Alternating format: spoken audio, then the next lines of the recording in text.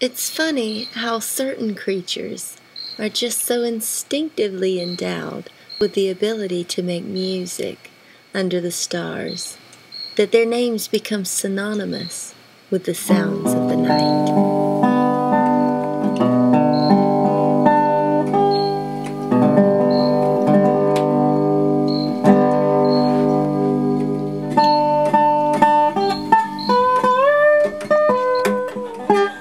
Just the mention of their name opens doors to pools of memories that can flow like a river and take you to another time, another place.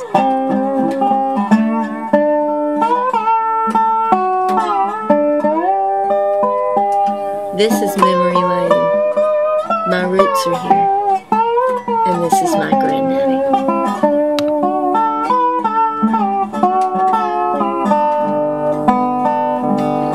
As a boy, he saw the days of Prohibition. Later, he ran moonshine. Once, he was in a band that went to Nashville. He and his friend used to sneak out at night and meet each other in tobacco barns. And they'd get together and they'd play music all night long. And that's where he learned to play the fiddle. Being without a fiddle of his own, his friend would sneak his daddy's fiddle out at night so they could practice. And they did. And they got pretty good. And then one night, an admired fiddler on stage at a hoedown gave Joe his chance, his first taste at performing music live for a crowd on a stage. And he loved it. Of course, I didn't have no fiddle, and me knowing that if I got his fiddle, that would be, he'd find out something and that'd get on my case, because he was a fella that could get on it real stiff. And I thought the world of him. I didn't want him to feel bad at me at all. He left that fiddle on the couch, and I think it really was for a purpose. But it's the first time I'd ever seen him walk off and go on his break with that fiddle laying on the couch. Yeah. He didn't put it in the case like he usually do and go stick it back under the bed. He let it sitting there on the couch.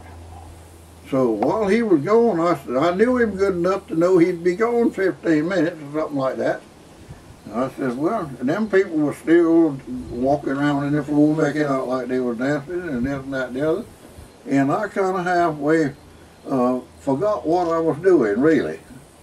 And I went over there and got a hold of that fiddle and done it like that a little bit. And old Bert Harper says, Bert, he says, why don't you play us a tune while B's going out there doing a hat on his break?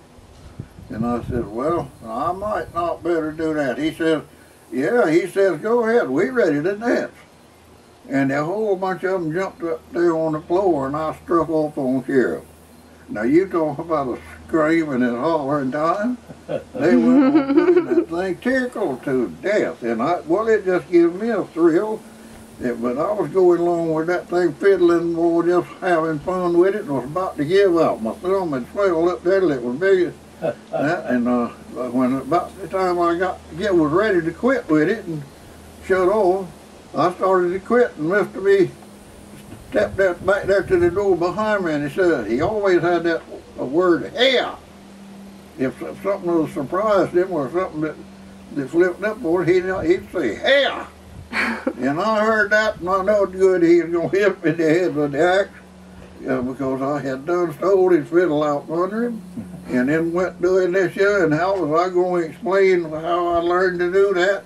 And I wasn't going to lie about it, what I was going to do, to keep from getting killed. That's what I kind of thought about. But anyway, he said, don't you quit fiddling, you keep right on going. He was hollering out loud. As it turns out, the fiddle wasn't the only thing that Joe was good at playing. He also learned how to play the dobro, the banjo, and the guitar. He still plays, despite the fact that he had his fingers on one hand cut off in a sawmill accident and sewn back on, and he's been shot twice in that same arm. He's tough as nails. Yeah. He loves it outside. He'll sit in his favorite spot in the sun in the winter and play music and remember the old days and all those nights in Nashville. Like a cotton ball.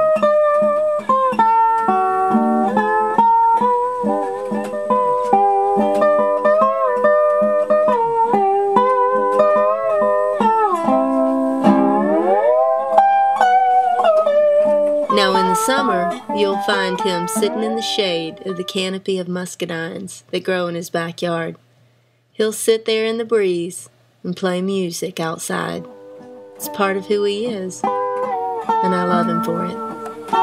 He's my Grandaddy Joe.